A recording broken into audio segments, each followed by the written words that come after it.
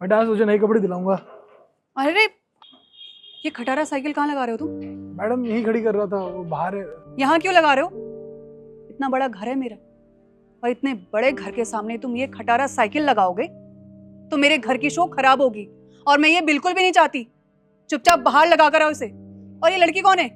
जी ma'am साहब, ये मेरी बेटी है। मैंने तुम्हें कितने बार मना किया कि इस घर में तुम जैसों के बच्चे नहीं आने चाहिए। तुमको मेरी बात समझ में नहीं आती ना? और इसको तुम यहाँ इसलिए लेकर आए हो ताकि तुम सिंपैथी गेन कर सको ना। इसकी शक्ल देखकर मैं 100-200 रुपए एक्स्ट्रा दे दूं। मैं बिल्कुल भी नहीं दूंगी ये सब तो सोचना भी मत। तो जैसा बोल रही हूँ वैसा करो। ये साइकिल बाहर लगा कर आओ।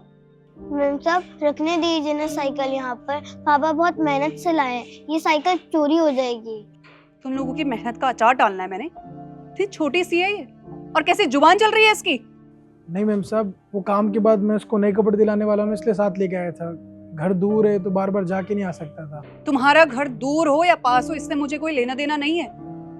चुपचाप साइकिल बाहर रखो और अपनी बेटी को भी बाहर छोड़ो।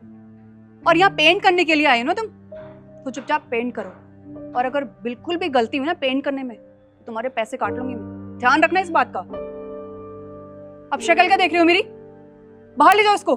मैम इसी कोने में लगा दूंगा, कोई दिक्कत नहीं होगी। तुम्हें दिक्कत नहीं है, मुझे दिक्कत है ना। मैडम बाहर रखूंगा तो सच में चोरी हो जाएगी, इसमें ताला भी नहीं है। रखने दो ना, यहाँ पे 5-6 घंटे का काम है, कहाँ रखूंगा साइकिल। तुम्हारी ये खटारा साइकिल चोरी होती है तो ठेका लिया है मैंने इसका। तुम्हें पता भी मेरे इस घर में कितने मेहमान आते हैं। और अगर उन लोगों ने मेरे घर के आगे खटारा साइकिल देख ली तो क्या इमेज बन के रह जाएगी उनके सामने मेरी। अगर तुम्हें यहाँ काम करना है तो साइकिल बाहर रख कर, वरना यहाँ काम करने की बिल्कुल भी जरूरत नहीं है। जी मैडम रख के आता हूँ। बेटा बाहर रखते हैं साइकिल ना।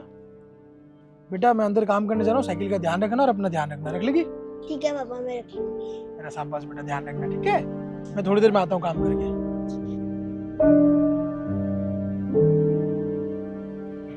बेटा साइकिल का है। साइकिल साइकिल तो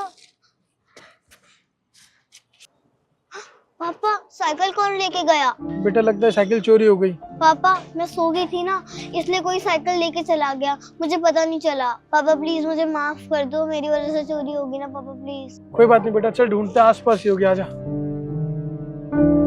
हम जैसों के साथ अक्सर ऐसा ही होता है, लेकिन हम कर भी क्या सकते हैं। वक्त के साथ हमारे जख्म बहुत जल्दी भर जाते हैं, क्योंकि हमारे जख्म किसी को दिखते ही नहीं है।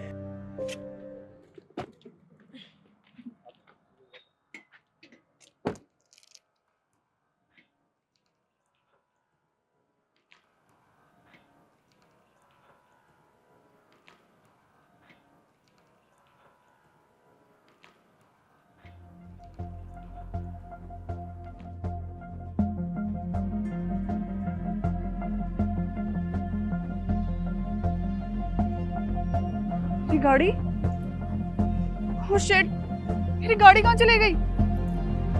यही तो पार्क करी थी मैंने। हे भगवान। ओए इधर आना।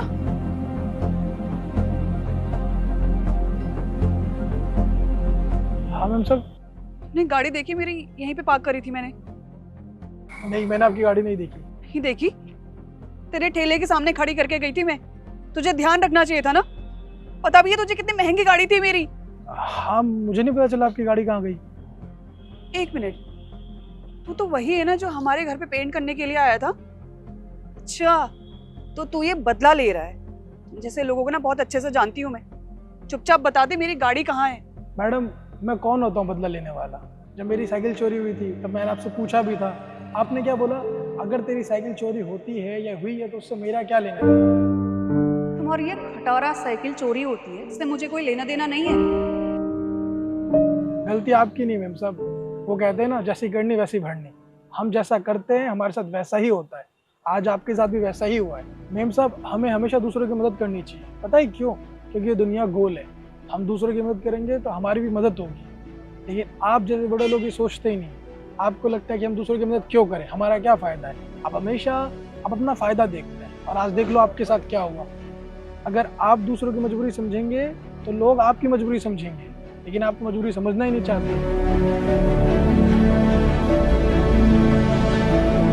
आप परेशान मत होइए, आपकी गाड़ी कहीं नहीं गई है, चोरी नहीं हुई है। नो पार्किंग वाले उठा के लेके चले गए। मैंने उनको रोकने की कोशिश की लेकिन वो पैसे मांग रहे थे, और हम जैसे के पास इतने पैसे नहीं होते हैं। आप इस नंबर पे कॉल कर लो, आपको आपकी गाड़ी मिल जाएगी।